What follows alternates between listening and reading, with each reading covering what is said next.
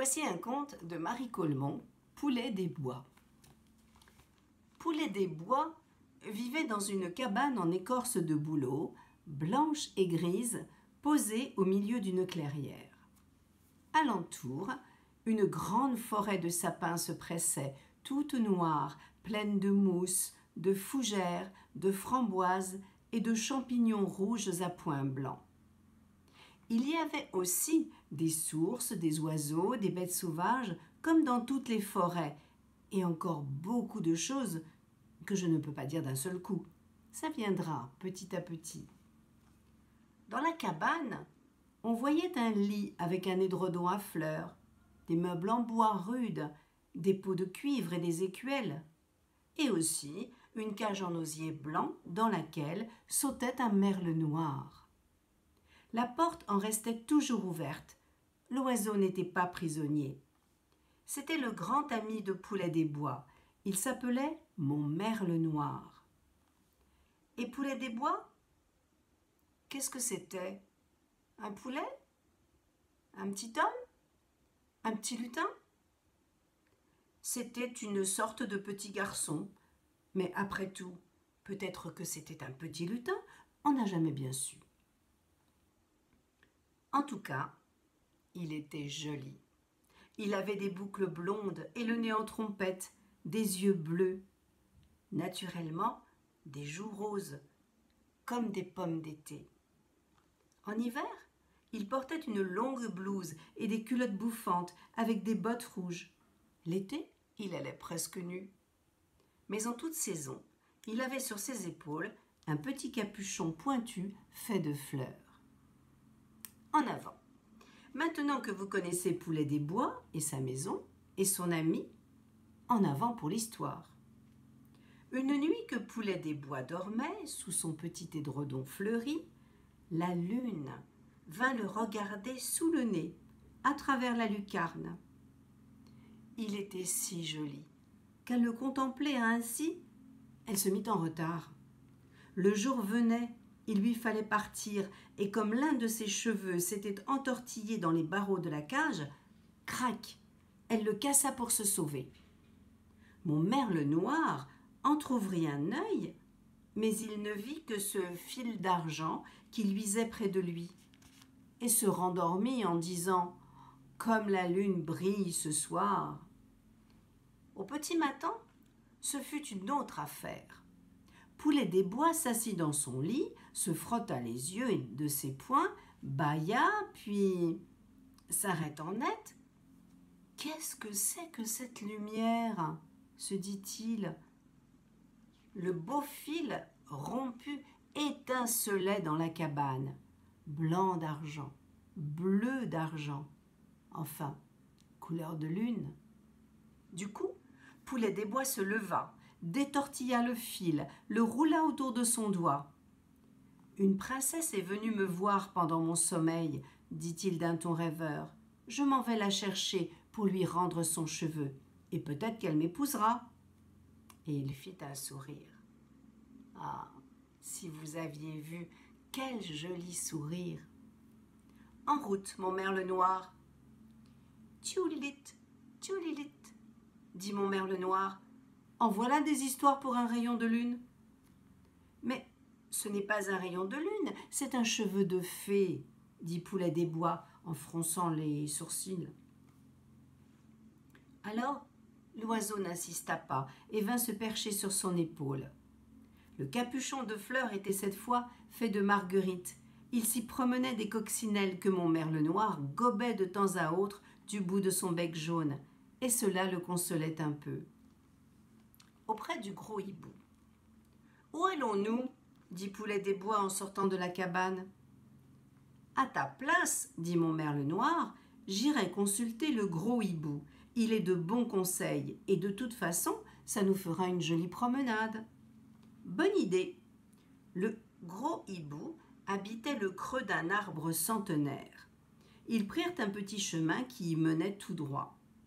Quand on lui eut conté l'affaire, Gros Hibou passa sa patte sur son doux petit ventre en plume beige, puis il ouvrit ses yeux qui étaient faits de 3 cercles d'or, et il les referma vite, car la lumière les blesse. Fit-il, je ne puis rien répondre avant d'avoir croqué 3 souris. Ça va, j'ai compris, dit mon merle noir avec humeur. Et il s'en alla chercher, sous les feuilles sèches, là où les petites souris myopes sortent de leur trou de terre pour venir respirer. Quand il eut croqué ces 3 souris, Gros Hibou parla. « C'est un cheveu de fée, à moins que ce ne soit un rayon de lune. De toute façon, pour dire de quel côté tu dois aller, il me faudrait encore 3 souris. » Non, non et non, fit mon merle noir, en tapant avec colère le sol de sa patte. Je n'en chercherai pas une de plus. Et il partit en avant d'un air si résolu que Poulet des Bois fut bien obligé de le suivre. « Adressez-vous à l'oiseau boule de neige, leur cria de loin Gros Hibou, qui avait des remords de s'être montré si gourmand. Au bout de 30 pas, Poulet des Bois se tourna vers son compagnon. « Mon merle noir, dit-il d'un ton suppliant. » Et il y avait dans ses yeux bleus une grosse larme qui coulait sur sa joue ronde. « Bon, bon, grommela mon merle noir, allons voir cette boule de neige. » Aussitôt, Poulet des Bois retrouva son sourire. Boule de neige tournait en rond sur l'étang parmi les nénuphars. C'était un grand oiseau blanc qui ployait son long col pour gratter ses ailes de son bec ou bien pour gober un insecte dans l'eau calme. « Psst !» cria mon beau merle noir sur la rive. L'oiseau s'avança majestueusement. Poulet des Bois présenta sa requête. Un cheveu de lune, un rayon de fée. Non, je me trompe.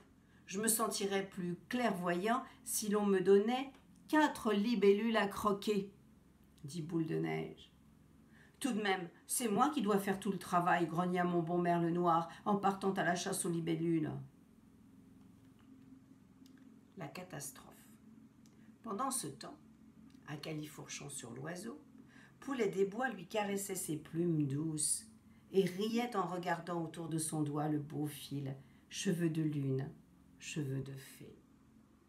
Quand Boule de Neige eut gobé ses 4 libellules, il dit « Montez sur mon dos, je vais vous conduire à la fée. » Déjà, il se regardait avec une grande joie quand un épervier s'élança et piqua de son bec le pauvre oiseau qui perdit l'équilibre. Tout le monde dégringola du haut du ciel. Par chance, juste au-dessous d'eux, 3 nénuphars, un blanc, un rose, un jaune, bien assis sur leurs feuilles, les avaient vus venir. « Attention !» cria le rose, « tenons-nous bien !» et ils s'ouvrirent tout grands pour les recevoir. Poulet des Bois tomba, plouf, dans le nénuphar rose. Mon merle noir tomba, plouf, dans le nénuphar blanc. Quant à Boule de Neige, il rata le nénuphar jaune et fila vers la rive. Mais juste à ce moment-là, un gros crapaud sortit de l'eau et s'installa dans le nénuphar jaune. « Je suis le crapaud chinois, dit-il. Puis-je quelque chose pour votre service ?»« Trop aimable à vous, dit Poulet des Bois en montrant le fil clair. Je voudrais savoir ce que c'est que ça. »« Ça ? Pardi, c'est un cheveu de la fée bleue, dit Crapaud. Vous la trouverez dans son palais de romarin, tout en haut de la dernière des 7 collines que vous voyez là-bas. » Maintenant, ça faisait 6 jours qu'ils marchaient, et ils avaient gravi 6 collines. Ils n'en pouvaient plus. Le merle boitillait dans la poussière. Poulet des Bois était pâle et son capuchon de fleurs tout fané. Quand la nuit vint, ils se couchèrent tous deux au pied d'un arbre et s'endormirent. Il y avait déjà un bon moment qu'ils dormaient quand la lune vint à regarder par là. Elle vit quelque chose qui luisait entre les doigts de Poulet et se pencha. « Qu'est-ce que c'est que ça ?» dit-elle. « Mais c'est un de mes cheveux. Elle voulut le reprendre et tira dessus de toutes ses forces. Mais tout endormi qu'il fut, Poulet des Bois ne lâcha pas prise. « Rien à faire, dit-il d'une voix embrouillée. La lune ne pouvait pas s'attarder, il lui fallut repartir. Pauvre Poulet des Bois, qui cherchait si fort sa princesse et qui venait de lui refuser son cheveu. S'il avait su. Mais on ne sait jamais quand on dort. Tout de même, c'était bien de la malchance, dites. Le lendemain, ils abordèrent la 7e colline. Cependant, le loup trottait tout en rond autour d'eux, sans se faire voir, de loin, sous les branches. Il mourait de faim et se disait qu'un petit poulet des bois comme ça, tout doré, tout dodu, ça serait bien bon à manger. Voilà qu'il rencontra le sanglier. « Parrain d'eux, lui dit-il, aide-moi à attraper ce petit bonhomme et nous le croquerons ensemble, et le merle pour le dessert par-dessus le marché. » Le sanglier creusa une grande fosse, comme pour déterrer des racines, et le loup se cacha dans le fond. Les voyageurs avançaient sans méfiance. Mais dans l'herbe, une vilaine chenille grise se dressa tout à coup. « Attention !» cria-t-elle, « il y a un piège et le loup est dedans !» Aussitôt ils détalèrent. Poulet des Bois avait ramassé la chenille pour la remercier. « Tu m'as sauvé, dit-il, en la caressant. » Le cheveu de la fée, entouré à son doigt, blanc d'argent, bleu d'argent, toucha la vilaine chenille, qui s'alluma comme une petite lampe. C'est depuis ce temps-là que les vers luisants brillent dans les fourrés comme des rayons de lune. Enfin, ils arrivèrent au palais de Romarin. Il était tout fleuri et sentait bon. « La fée bleue !» crièrent-ils. Elle sortit aussitôt. Comment pensez-vous qu'elle était, la fée bleue? Blonde et rose, et fraîche, et belle, comme les amours, et toute jeune, n'est-ce pas?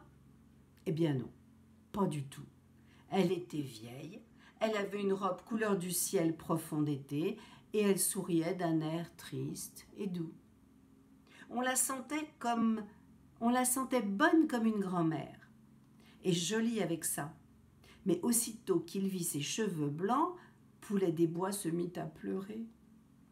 Bien sûr, le beau cheveu brillant qu'il tenait dans ses doigts, ça ne pouvait pas être à elle.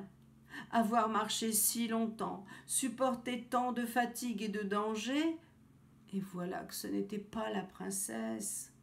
« Viens avec moi, dit doucement la fée bleue.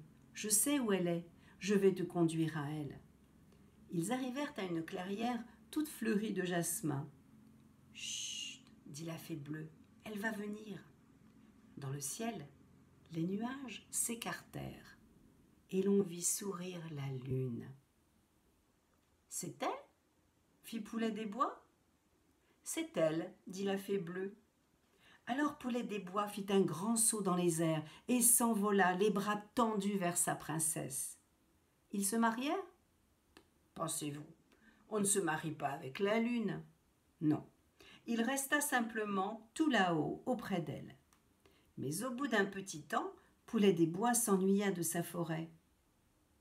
C'est comme ça, chaque fois qu'on quitte la forêt, on s'ennuie.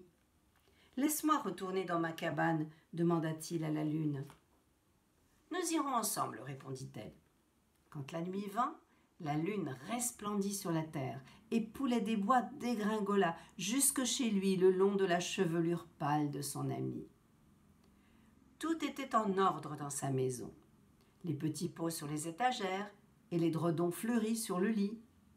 Mon merle noir dormait dans sa cage, ébouriffé. Il avait triste mine depuis qu'il était seul.